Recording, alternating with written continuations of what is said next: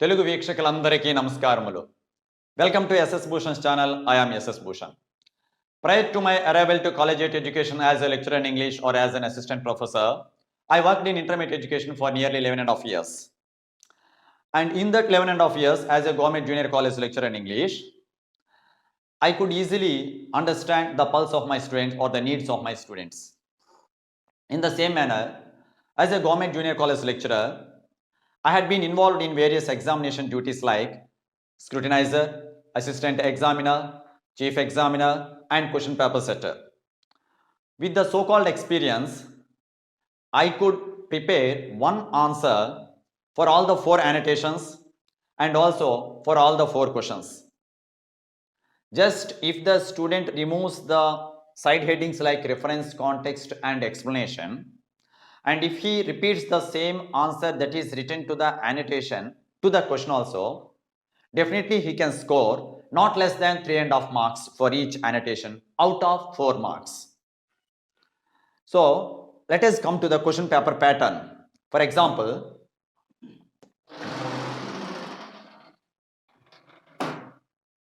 coming to our first year or even second year also, but now I would like to speak about our second year students examination pattern. In second year English section A, section A consists of 5 Roman numbers. In Roman number 1, prose annotations will be given. That is 4 prose annotations will be given and the student is supposed to write only 2 into 4, 8 marks.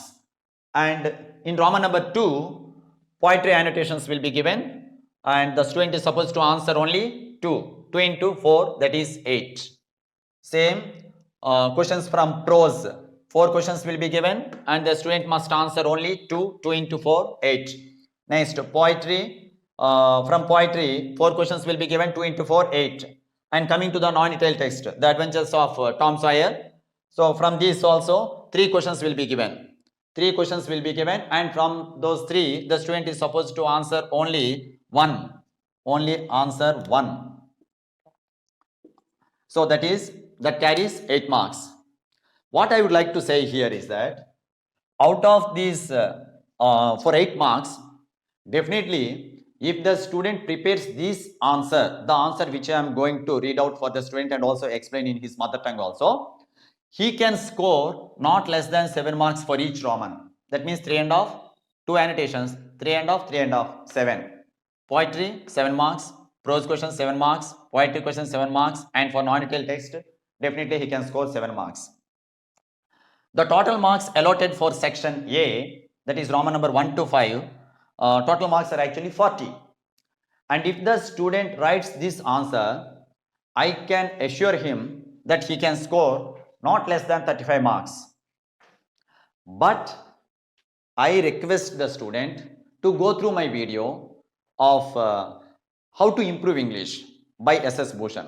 And in that video, just I gave a sample handwriting. The student must be able to write in such a cursive handwriting or whatsoever may be the handwriting which he adopts or which he has been adopting so far, but it must be very fair. Without any, it must be very fair and it must be free of mistakes and there must be good alignment also. If he is able to answer in such a manner, definitely he can score 35 marks. Okay. Now coming to the poetry 5, that is 5th poem of intermediate secondary English, A Challenge to Fate by Sarojini Naidu. Annotations. For all the cruel folly you pursue, I will not cry with suppliant hands to you. Yea, you may smite my mouth to throbbing silence, pluck from my lips power of articulate words. How will you daunt my free, far journeying fancy that rides upon the pinions of the rain? Yet I slake my individual sorrow. Yet will I slake my individual sorrow at the deep source of universal joy?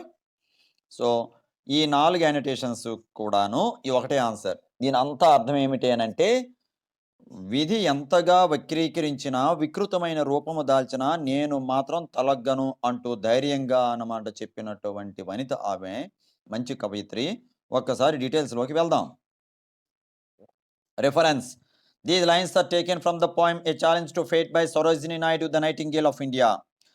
So ఈ poem రాసింది ఎవరండి? సరోజిని నాయుడు. ఏమిటా title ఏంటి? A challenge to fate.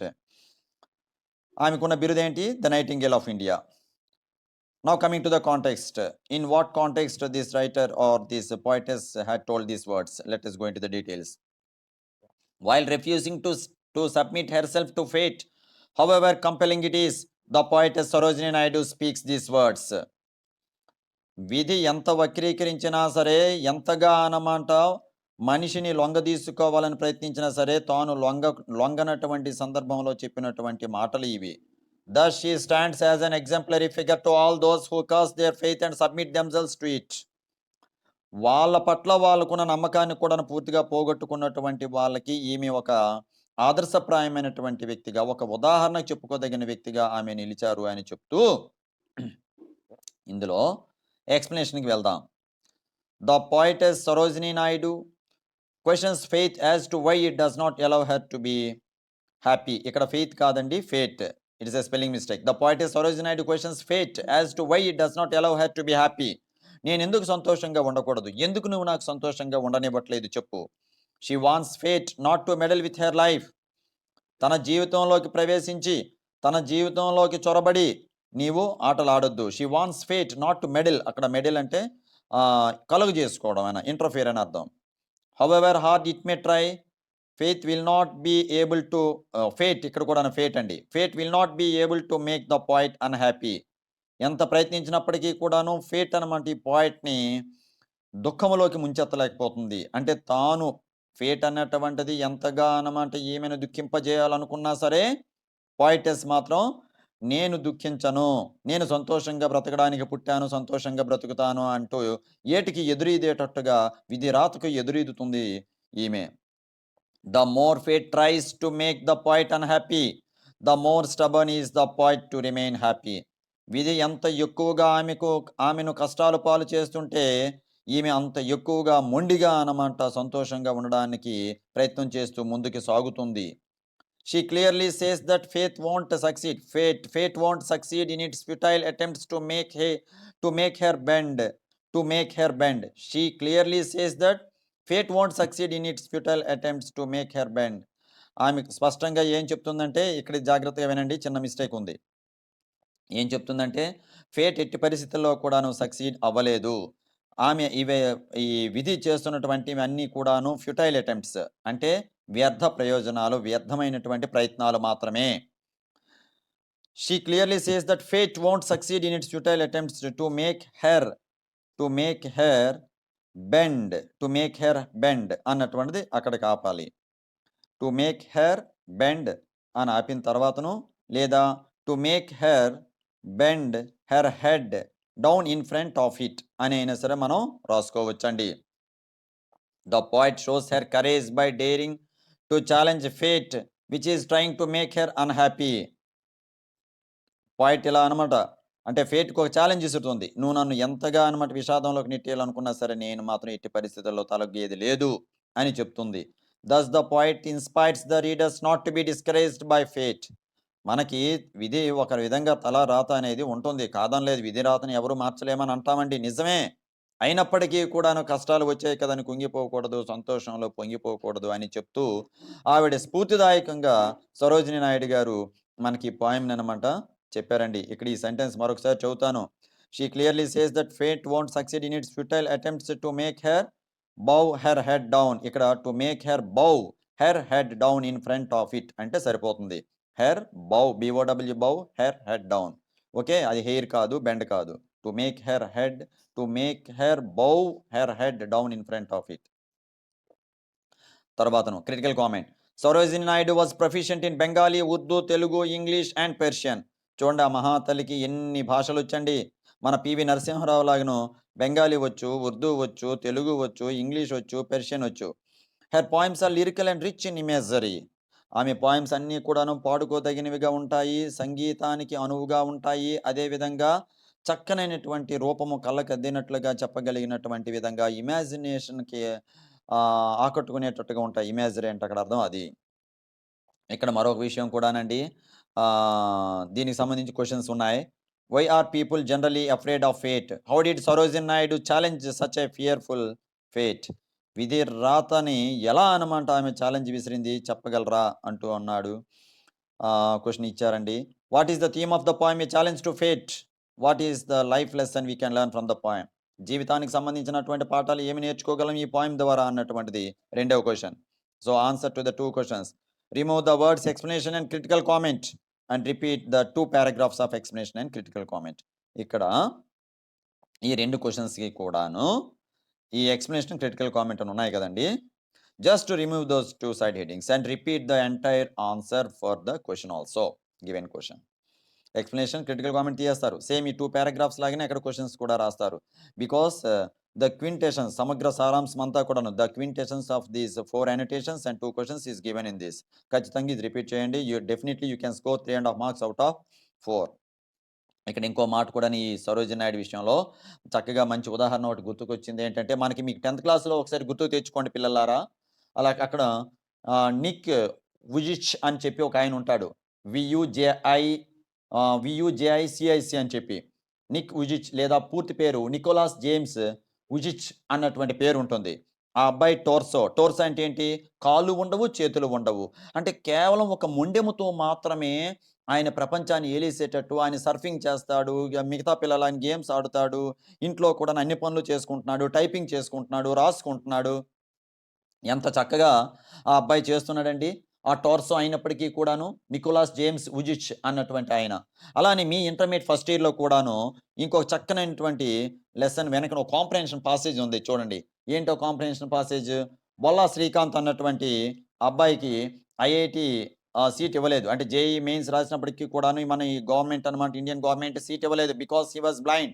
అసలు అబ్బాయి పుట్టేటప్పుడు కూడాను ఈ గుడ్డివాడు ఎందుకు ఎక్కడో ఒక దగ్గర పారబోసేయండి.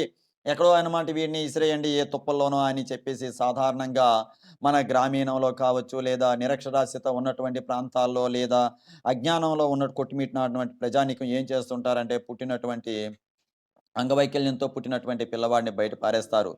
గానీ అక్కడ బొల్లా శ్రీకాంత్‌ని మాత్రం తల్లిదండ్రులు కష్టానికో, నష్టానికో ఓర్చి గుడ్డివాడైనా సరే పెంచారు. పెంచితే ఆ అబ్బాయి ఇంత కష్టపడి చదివితే ఐఐటీ సీట్ ఇవ్వలేదండి. గుడ్డివాడని చెప్పి ఇవ్వలేదు. మన గవర్నమెంట్ తిరస్కరిస్తే ఒక మాట అంటాడు ఆ అబ్బాయి. When IIT rejects me, what is the necessity for me to join in IIT? MIT is greater than IIT అని చెప్పి మసాచ్యూట్స్ ఇన్‌స్టిట్యూట్ ఆఫ్ టెక్నాలజీలో ఆ అబ్బాయి చేరాడండి. దీనికంటే గొప్పదైనటువంటిది సాధించాడు. అలా ఉండాలి దమ్మంటే, పట్టుదల అంటే. ఆయనిప్పుడు బొల్లారెంట్ ఇండస్ట్రీస్ అని చెప్పి పెట్టాడండి ఆయన. బొల్లారం శ్రీకాంత్ బొలాంట్ ఇండస్ట్రీస్ అని పెట్టాడు. 30 crores టర్నోవర్ చేస్తున్నాడు. అంటే మీ పుస్తకం రాసే సమయానికి 30 crores బిజినెస్ అనమాట ఆయన చేస్తున్నాడు. ఇంకక్కడితో అనమాట ఫోర్బ్స్ మ్యాగజైన్ ఆయన్ని అంటే మన ఏషియాలో బ్లైండ్ పర్సన్స్‌లో ఆయన రిచెస్ట్ బ్లైండ్ పర్సన్ అని చెప్తే ఆయన సంతృప్తి చెందలేదు. ఇంకా ఆయన ఏమంటాడంటే I want to become one of the top most industrialist in the world అని చెప్పేసి ఆయన ఇంకా ప్రయత్నం చేస్తూనే ఉన్నాడు. అది పట్టుదలంటే. బొల్లా శ్రీకాంత్ లాగాను అలానే ఒక 10th క్లాస్‌లో ఉన్నటువంటి టోర్సో ఆ లెసన్‌లో ఫస్ట్ లెసన్‌లో ఉంది. నిక్ వుజిచ్ అన్నటువంటి లెసన్‌లో అలాంటి వాళ్ళని మనం స్ఫూర్తిదాయకంగా తీసుకోవాలి. సరోజిని నాయుడు గారు చెప్పినట్లుగా గాని చిన్న చిన్న కష్టాలు వచ్చాయి కదా! నాకు ఫిజిక్స్ తక్కువొచ్చాయి, కెమిస్ట్రీ తక్కువొచ్చాయి, మ్యాథ్స్ తక్కువొచ్చాయి కదా! అని చెప్పి బోరుమని ఏడ్పులు, ఘోషలు ఇంట్లో ఉండకూడదండి. మార్కులు అన్నటువంటి జీవితానికి కొలమానం కాదు. తల్లిదండ్రులకు బాధ పెట్టకూడదు. వాళ్ళ కన్న పేగులకి మనం బాధ పెట్టేటట్టుగా, క్షోభకు గురి చేసేటట్టుగా చేయకూడదు. మీరు కష్టపడి చదవండి. తర్వాత ఎలా ఉంటే అలా ఉంటది. మన ప్రయత్నం ఎప్పుడూ చేస్తూ ఉండాలి. మనకి బొల్లారం శ్రీకాంత్ మరియు ఈ నికోలాస్ విజిచ్ మాత్రమే మనకి ఆదర్శప్రాయమైనటువంటి వ్యక్తులుగా మన పరిగణలోకి తీసుకోవాలి. Thank you for watching SS Bhushan. Please share the links of SS Bhushan to all of your WhatsApp contacts.